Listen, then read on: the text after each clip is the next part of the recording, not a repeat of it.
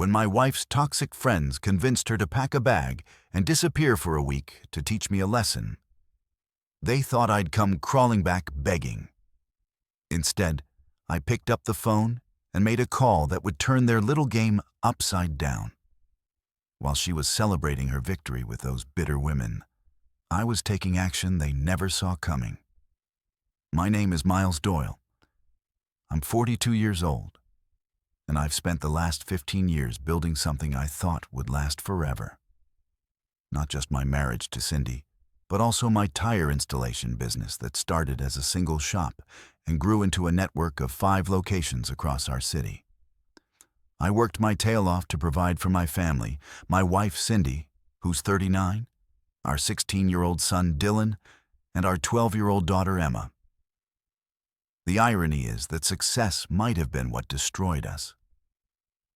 When I was struggling to get the first shop off the ground, working 16-hour days with grease under my fingernails, Cindy and I were solid. We were a team. She bar me dinner at the shop, helped with the books, even swept the floor when I was too exhausted to do it myself. But as the business grew and money started flowing in, something shifted. Cindy got a job at the bank downtown, said she wanted her own career, her own identity. I supported that completely. I wanted her to be happy, to have something that was hers. What I didn't expect was that she'd find herself a whole new group of friends who seemed determined to tear apart everything we'd built together. The first time I met Veronica Sterling, I knew she was bad news. She walked into our house like she owned the place, wearing clothes that probably cost more than most people's monthly mortgage payment. Perfectly manicured nails, designer purse, and an attitude that screamed entitlement. She was 45, divorced twice, and seemed to take pride in both failures like they were achievements. Veronica had this way of talking to Cindy that made my skin crawl. She'd make these little comments about how Cindy was wasting her potential and how she deserved better than being tied down to a husband and kids. She'd talk about her own divorces like they were victories, bragging about how much money she got from each ex-husband. That should have been my first red flag. Any woman who celebrates destroying marriages shouldn't be welcome in a married woman's life. But Cindy ate it up like gospel truth. The change didn't happen overnight. It was gradual, like watching a slow-motion train wreck. Cindy started staying out later after work, claiming she was having girls' nights with her new friends. She started questioning everything I did, from how I ran my business to how I disciplined her kids. She'd throw around phrases that sounded exactly like things Veronica would say. The tire business was booming, and honestly, that success might have blinded me to what was happening at home. By 2023, I had 5 locations running like clockwork, each one pulling in serious revenue. My original shop on Main Street had become the flagship, but the newer locations in the suburbs were where the real money was. Soccer moms with SUVs, contractors with heavy trucks, they all needed tires, and my shops provided quality service at fair prices.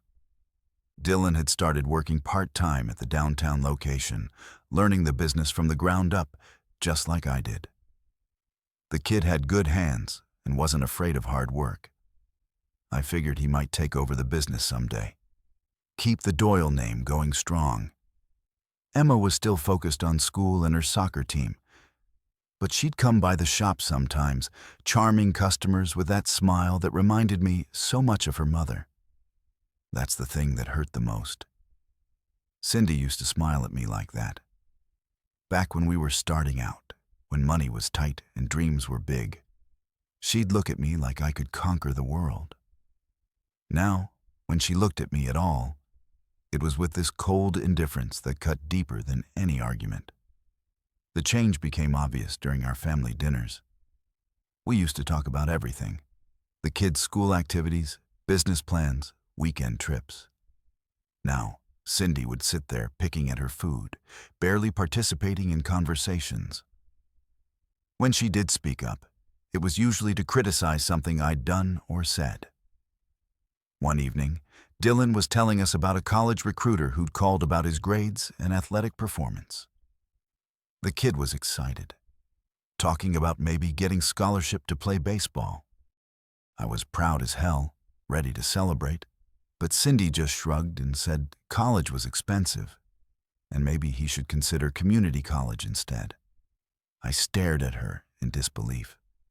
This was our son's future we were talking about, and she was acting like his dreams didn't matter.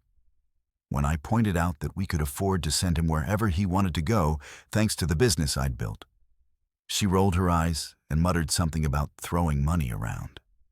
Later that night, I tried to talk to her about it. I asked Cindy what was really going on, why she seemed so unhappy all the time. She told me I wouldn't understand because I was too focused on work to notice what was happening in our family.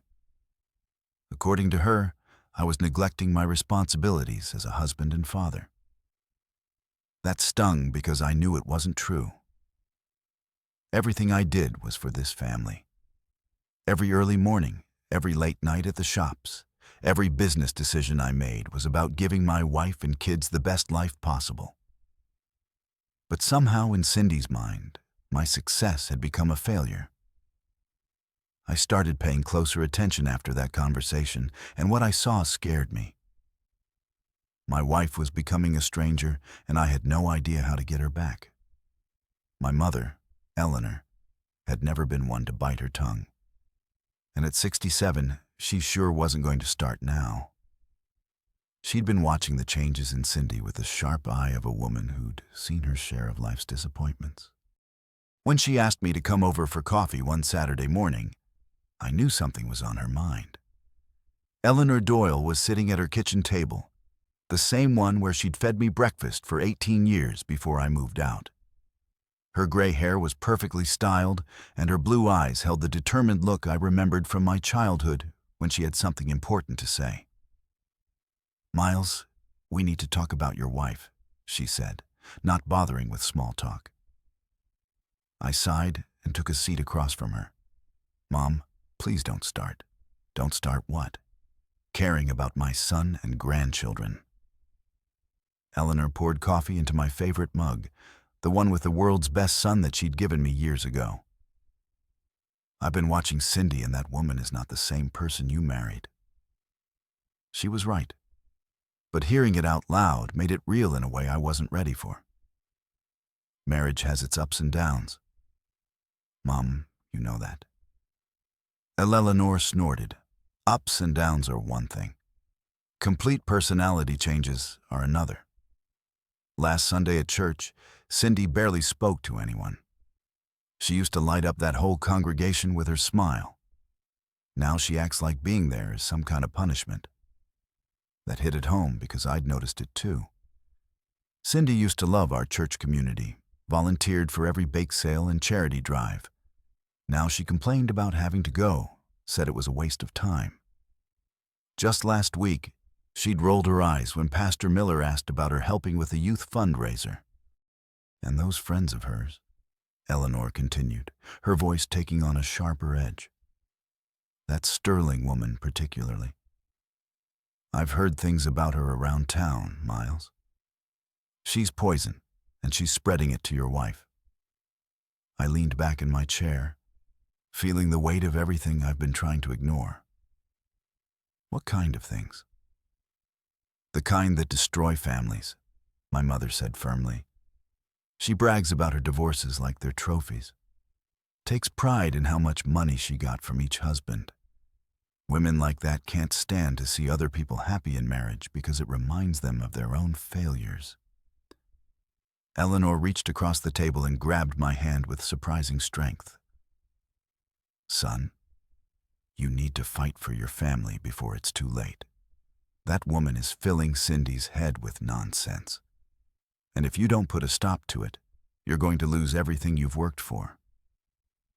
The coffee grew cold as my mother continued, telling me about conversations she'd overheard at the grocery store. Warnings from other women in the community about Veronica's influence. It painted a picture I didn't want to see, but couldn't ignore anymore. Your father, God rest his soul, would have put his foot down the first time some troublemaker tried to come between us. Eleanor said, "Sometimes being a good husband means protecting your marriage from people who want to destroy it, even if one of those people is your own wife." I drove home that day with my mother's words echoing in my head, knowing she was right, but not sure I was ready for the fight that was coming. The confrontation came sooner than I expected. I made it home early from the West Side shop, hoping to spend some quality time with the family. Instead, I walked into what sounded like a therapy session from hell. Cindy was sitting in our living room with Veronica and two other women I didn't recognize, and they were dissecting marriages like surgeons with scalpels. "The problem with men," Veronica was saying, swirling her wine glass like she was at some fancy social event, "is they think providing money is the same thing as being a good husband. They work all day and expect us to be grateful for the crumbs they throw our way." One of the other women, a redhead I'd never seen before, laughed bitterly. "Tell me about it.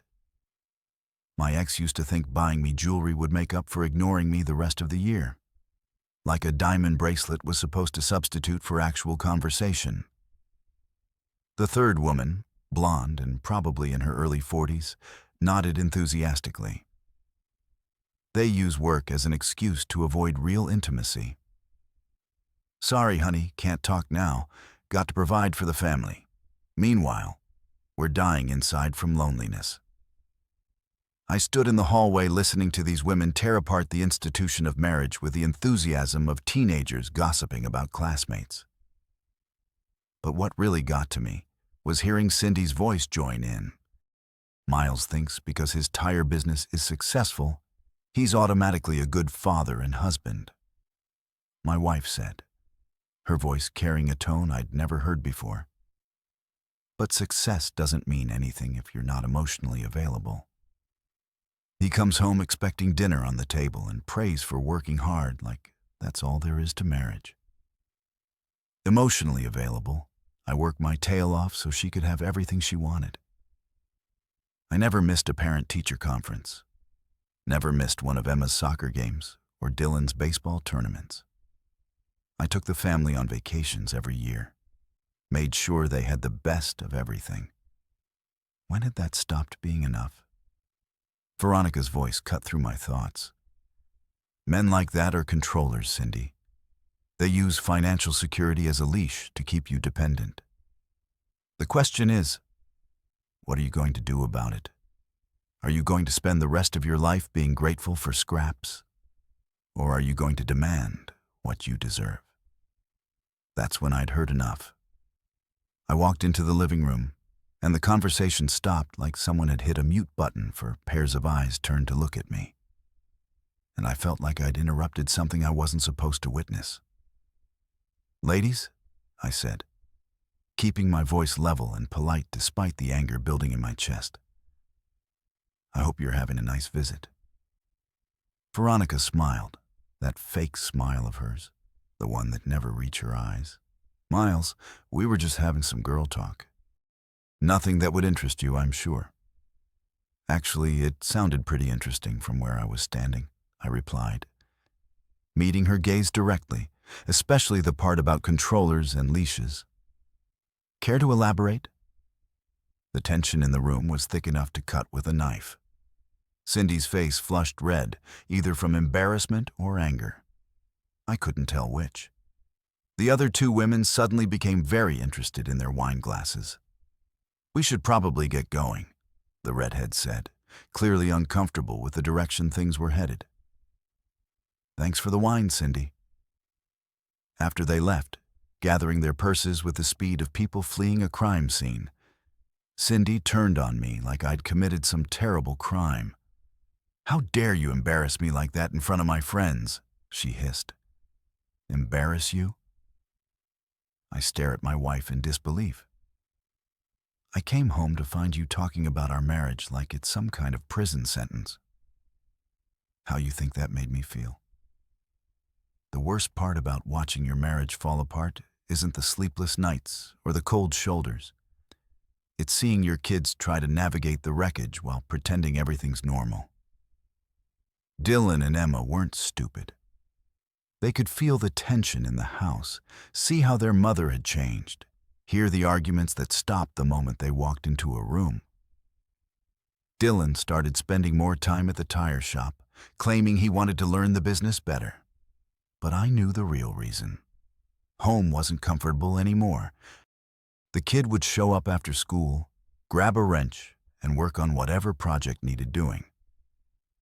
We'd work side by side in companionable silence, both of us avoiding the elephant in the room. "Dad," he said one afternoon while we were rotating tires on Mrs. Henderson's Honda, "is everything okay with you and Mom?" I stopped what I was doing and looked at my 16-year-old son. This young man who was already taller than me and had his mother's eyes. How do you explain to your kid that the woman who raised him was becoming someone you didn't recognize? "Your mom's going through some changes, son?" I said, finally. Sometimes adults need time to figure things out. Dylan nodded. But I could see he wasn't buying the diplomatic answer. "She's different now. She used to ask about my baseball games, help with homework. Now she barely looks up from her phone when I talk to her." That hurt because it was true. Cindy used to be the kind of mother who made homemade cookies for school events and knew all of Dylan's friends by name. Now she acted like parenting was an inconvenience that interrupted her social life. Emma was handling it differently. My 12-year-old daughter had started having what she called tummy aches that kept her home from school. The school counselor called last week concerned about Emma's grades slipping and her withdrawal from activities she used to love. When I talked to Emma about it, sitting on her bed surrounded by soccer trophies and stuffed animals, she looked up at me with tears in her eyes. "Why does a mommy love us anymore?" she asked. The question hit me like a truck. "Baby girl, Mommy loves you very much. She's just confused right now. She never comes to my games anymore," Emma whispered. And when I try to tell her about school, she says she's too busy or tired. I pull my daughter close, feeling her small frame shake with quiet sobs. This wasn't just about Cindy and me anymore. These toxic women weren't just destroying my marriage. They were destroying my children's relationship with their mother. That night, after both kids were asleep, I made a decision.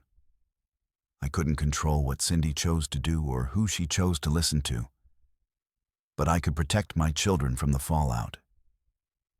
They deserve better than walking on eggshells in their own home. The discovery came by accident, the way these things usually do. I was balancing our business accounts when I noticed some unusual activity on our joint personal checking account.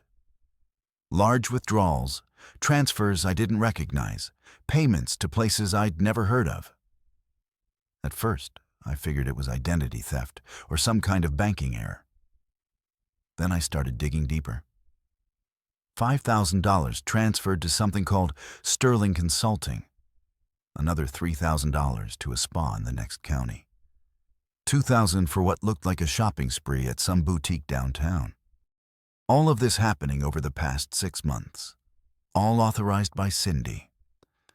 I sat in my office at the main shop staring at bank statements that told the story of financial betrayal. My wife had been systematically moving money out of our accounts, spending it on God knows what without saying a word to me.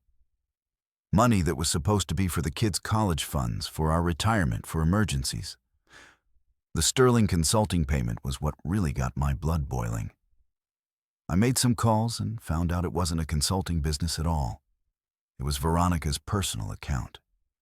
Cindy had been paying this woman, literally paying her to destroy our marriage. When I confronted Cindy that evening, she didn't even try to deny it. "So, what if I spent some money?" she said, crossing her arms defiantly. "Half of everything you make is mine anyway." I shouldn't have to ask permission to spend my own money. Your own money? I stared at her in disbelief. That money was for Emma's braces for Dylan's college applications. We have plans for that money. Plans you made, Cindy shot back. You always decide everything, Miles. Where we live, how we spend money, what the kids should do. Well, maybe I'm tired of living according to your plans. Those plans included taking care of our family, I said, trying to keep my voice level. What exactly did you pay Veronica Sterling $5,000 for? Cindy's face went pale. She hadn't expected me to trace that particular transaction. That's none of your business.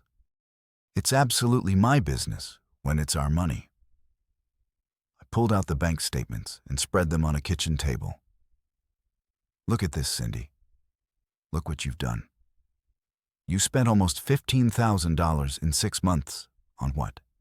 Spa treatments, designer clothes, paying some bitter divorce to tell you how terrible your husband is. For a moment, I saw something like shame flicker across her face. But then her expression hardened again, and I knew Veronica's poison had sunk too deep. I deserve those things, she said. I've sacrificed 20 years of my life for this family. If I want to spend some money on myself for once, that's my right. That's when I knew our marriage was beyond saving. The woman I'd married would never have stolen money from her children's future to fund her midlife crisis. I should have known something was brewing when Cindy started packing a bag on that Tuesday morning. She was moving around the bedroom with a kind of determined energy I hadn't seen from her in months, folding clothes like she was preparing for battle rather than a simple trip. "Where are you going?" I asked, watching her stuff toiletries into a small travel case. Cindy didn't look up from her packing.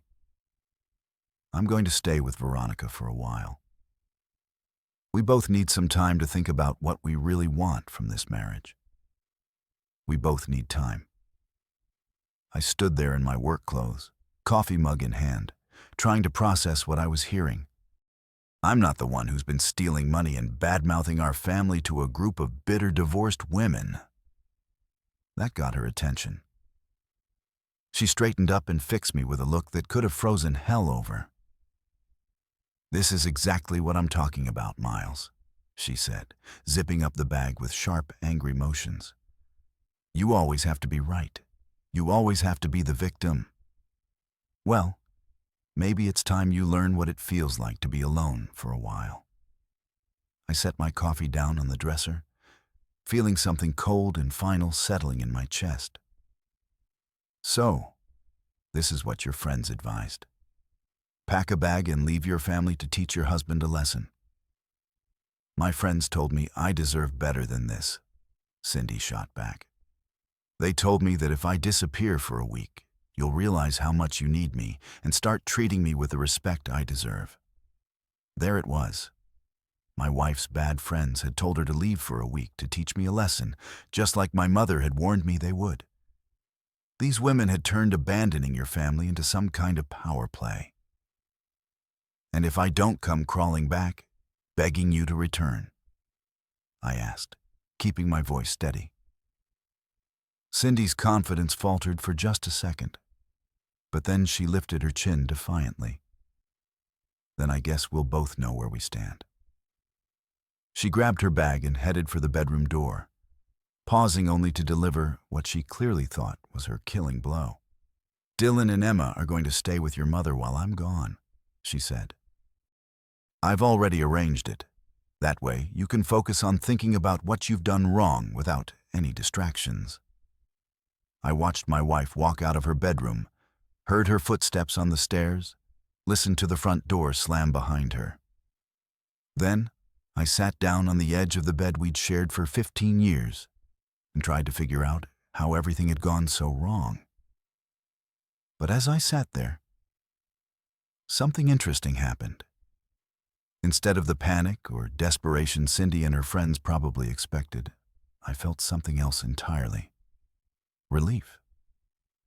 For the first time in months, The house was quiet. The tension was gone. The constant walking on eggshells was over. Maybe this week apart would teach someone a lesson. All right. Just not the lesson Cindy was expecting. After Cindy left, I called my mother to let her know the kids would be coming to stay with her. Eleanor's voice was grim but unsurprised when I explained the situation. "I told you this was coming, son," she said. "That woman thinks she can manipulate you like she's been manipulating everyone else. What are you going to do about it?" I looked around the house that suddenly felt different without Cindy's presence. Cleaner somehow, less toxic. "I'm going to call a lawyer." "Mom," there was a pause on the other end of the line. "Are you sure that's what you want?" "I'm sure it's what I need to do," I replied. Cindy made her choice when she decided to let her friends turn her against her own family. If she wants to play games, she's about to learn that I don't play games when it comes to protecting my children. After I hung up with my mother, I sat in my home office and did something I never thought I'd have to do. I started researching divorce attorneys in our area. The irony wasn't lost on me. While Cindy was probably celebrating her freedom at Veronica's house, I was taking steps to make that freedom permanent. The law firm of Bradley and Associates had good reviews and a solid reputation for handling complex divorces involving business assets. I made an appointment for that same afternoon, figuring if I was going to do this, I might as well do it right. James Bradley was a man in his 50s, with gray hair and the kind of calm demeanor that suggested he'd seen every variation of marital disaster imaginable. His office was lined with law books and family photos, the kind of place that inspired confidence in people facing the worst days of their lives. "Tell me about your situation, Miles," he said, leaning back in his leather chair. I laid out the whole story, Cindy's transformation, the toxic friends, the financial betrayal, and finally, this morning's ultimatum. Bradley listened without interruption, occasionally making notes on a legal pad. "How many business locations do you have?" he asked. When I finished, 5 tire installation centers, all profitable. The business is worth about $2 million, maybe more. Bradley nodded. "And your wife has been systematically moving money out of your accounts. Nearly $15,000 over 6 months that I know of." "We can work with this," he said, his tone becoming more businesslike. "In cases involving financial misconduct and abandonment of the family home, Virginia courts tend to be sympathetic to the wronged spouse, especially when children are involved." I signed a retainer agreement that afternoon. As I walked out of Bradley's office with divorce papers in my briefcase, I felt something I hadn't experienced in months: control. For the first time since this nightmare began, I was the one taking action instead of just reacting to Cindy's increasingly erratic behavior. My wife's friends had told her to leave for a week to teach me a lesson. Well, they were about to learn what happens when you mess with a man who's had enough of their games. On Friday afternoon, exactly 5 days after Cindy left, she came back. I was in my home office reviewing the divorce papers Bradley had prepared when I heard her key in the front door. The sound of her heels clicking across the hardwood floor echoed through the house like gunshots. She appeared in the doorway of my office, looking like she expected me to jump up and embrace her with relief. Instead, I stayed seated at my desk, watching her with a detached interest you might show a stranger. "I'm back," she announced, like this was some kind of gift she was bestowing on me. "I can see that," I replied, closing the folder containing the divorce documents. "How was your vacation?" The casual tone in my voice seemed to throw her off balance. She'd probably expected tears, apologies, maybe some desperate speech about how much I'd missed her. "It wasn't a vacation, Miles," she said, her voice taking on that sharp edge I'd grown to dislike. It was time for both of us to think about what we really want from this marriage. I leaned back in my chair, studying the woman I'd once thought I'd spend my life with. "And what did you decide you want, Cindy?" "I want things to change," she said, crossing her arms. "I want you to stop taking me for granted. I want you to appreciate what you have before it's too late." That's when I started laughing. Not a happy laugh, but the kind that comes when you realize just how ridiculous a situation has become. "What's so funny?" Cindy demanded. I stood up and walked over to my filing cabinet, pulling out a manila envelope. "What's funny is that you actually thought this little stunt would work. You thought if you disappeared for a week, I'd come crawling back, begging you to stay."